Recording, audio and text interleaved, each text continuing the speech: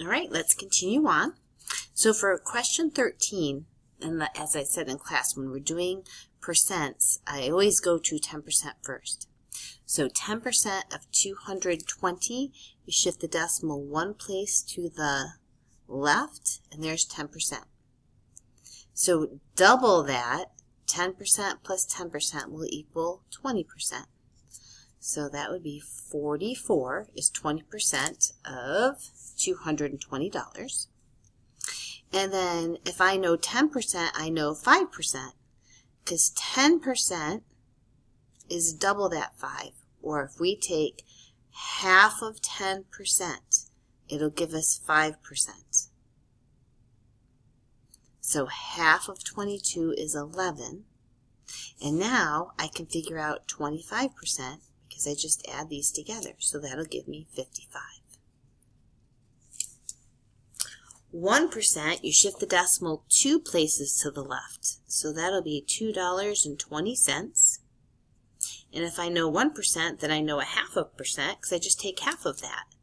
So that'll give me $1.10. And then to find 1.5%, I just add these together. So that'll be $3.30. Okay, there's lots of rounding on the test. You have to be wary of it. It's going to ask you to round in all the questions. So the nearest hundreds, let's see, so that 6 is in the hundreds spot. So that one will say to keep it. So we write everything that comes before, keep or make higher, and then everything else becomes zeros. You don't need to write those zeros that come after the decimal. The 10th spot is right there. That 2 is in the 10th spot. So I keep all of the numbers that come before.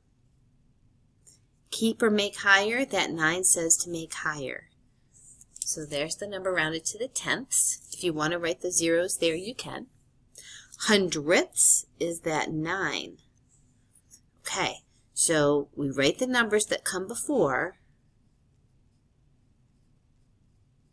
And then I'm going to pause because that 7 will tell the 9 to go higher. So then that, if you think of if the number that's higher than 9, that would become a 10.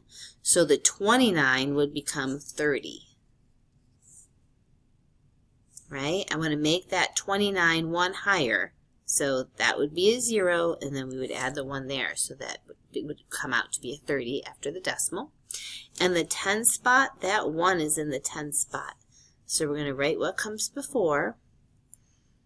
The 8 tells the 1 to make it higher, and then we'll make everything zeros after that. Right. So be careful when you get this question on the exam that you look carefully at the chart. So the water usage for Mexico is times 10 to the 9th, according to that table, and the population is times 10 to the 3rd. So when they ask what percent of the world's population at that time lives in Mexico, it's a percent. So it's part over the total. Billion is times 10 to the 9th. So let me write that as a 9.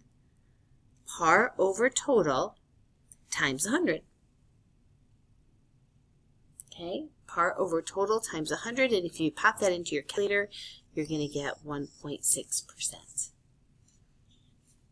For water usage, now look, it says find Mexico's water footprint per, that means divide, person. So we're going to put water usage to the left of my fraction key, or on the top. So there's the water usage.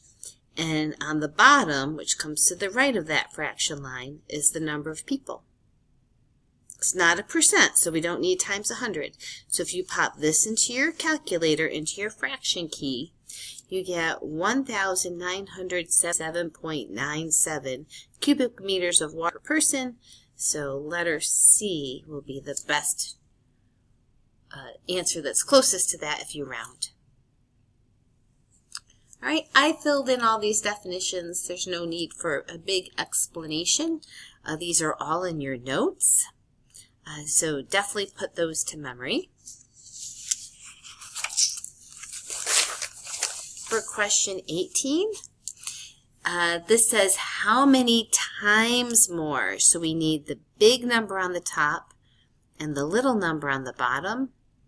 So the AirPods was definitely bigger than the Beats. You don't times 100 because we're not looking for a percent.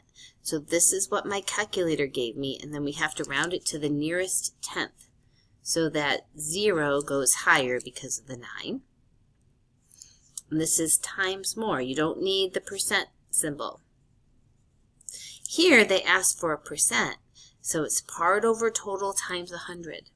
So there's your Apple AirPods, and then I added these up to get the total. Part over total times 100.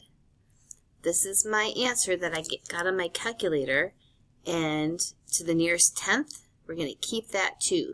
That 2 says to keep it. And then we can put my percent symbol in. All right, this question says, what percent of the person's gross income is taken out in deductions? So here's the deductions, and here's their total. You'll get the same answer if you use these two as well. Year total and year total gross. I just use these in my example. So percent is part over total times 100. They want you to round it to one decimal place, so I'm going to keep that 9. That 3 tells the 9 to stay. Right? For number 20, we're talking about the Trump's first election. So it says, what percent of the electoral votes did Trump receive? So I added up the total of electoral votes, and then Trump earned 304 of that total. So part over total times 100. The question asks you to round it to the nearest hundredth of a percent. So that 5's in the hundredth spot. So it would be 57.2, and that 0 says to keep the 5. Okay, so Trump earned 57.25% of the electoral votes. And it says, what percent of the popular vote did Trump receive? So I added up all of these numbers, and I got a number in the like 134,771,204. And then there's the amount of votes that Trump got. So part over total times 100. It asks you to round it to the nearest hundredths. So we're going to keep that 3. So Trump received less than half of the popular vote. So when Trump said he won the election bigly, that's Trump's words, what was he looking at? Well, when he wrote that statement, he was referring to the electoral vote because he earned over 50% of the electoral vote. But as far as individual votes, he did not earn over 50%, so he was referring to the Electoral College. And then how many times more votes did Gary Johnson receive compared to Jill Stein? So how many times more? Not how many more, but how many times more. So you're going to have big over little. So Gary earned in the 4 millions, Jill earned in the 1 millions, so big over little. It asks you to round it to the nearest ones place, so we're going to keep that 3. So Gary received 3 times more votes than Jill. Right? So then we're going to get into some credit card problems. So when I added up this for Brian, he had put $121.62 on his credit card. So it says, what is his periodic rate? So it says round to the nearest whole number. So to find the periodic rate, you take his APR and divide it by 12. And if you put that into your calculator and round it to the nearest whole number, you'll get 2%. And then to find the finance charge, you're going to take 2% of what he said he can't pay. It's not that much because there's not that much on his credit card. And when I put that into my card, I got $2.43 for his finance charge. So it's the periodic rate times the unpaid amount. I started doing this one, then I thought I would just do it on the video. So we're trying to find which one has gallons. So I'm going to go ahead and cancel the units I can. We see the same thing on the top as we do on the bottom. We can cancel.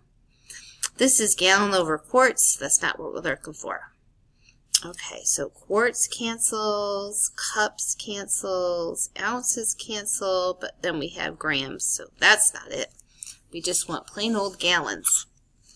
So pints cancel, ounces cancel. If you have the same units on the bottom as you do on the top, then you can cancel them. It looks like everything cancels but gallons, so it would be letter C.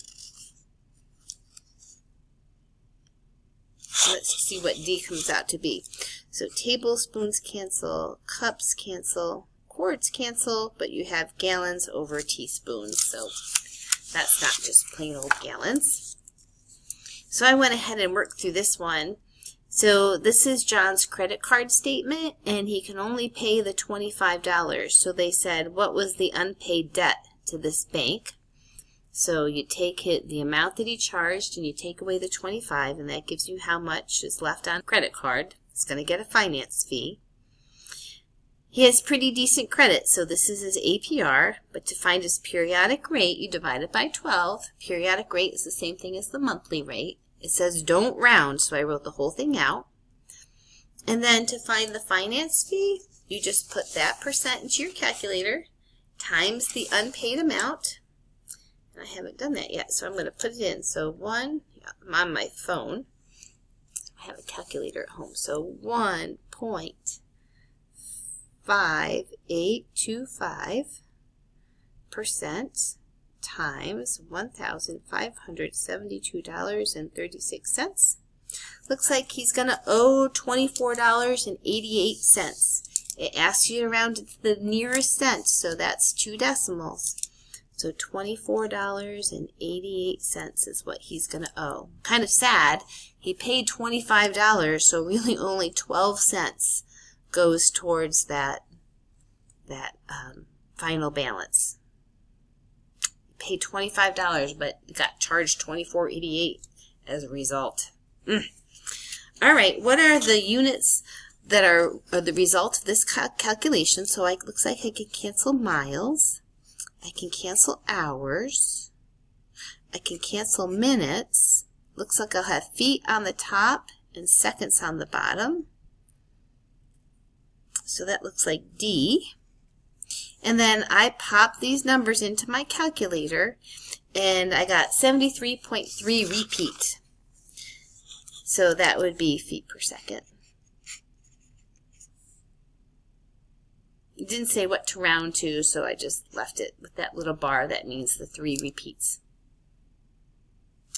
Right? For question number 26, here we'll do this pretty quickly. So remember, unit price is money on the top and the amount on the bottom. So for this box, I have $4.58 for a 14.4 ounce box of graham crackers. It says round to the nearest cent, so that's 2 pennies. If you pop that in your calculator, you'll get 32 cents per ounce for the graham crackers. And then for the larger box, you're paying $6.48 for a 28.8 ounce box of graham crackers. And if you pop that into your calculator, it looks like you're going to be paying about 23 cents per ounce. So the better buy is the bigger box. And for unit price, it's going to be money on the top, ounces on the bottom. All right, I'll stop this here. This is another about 15-minute video, and then we'll make another one to finish it off.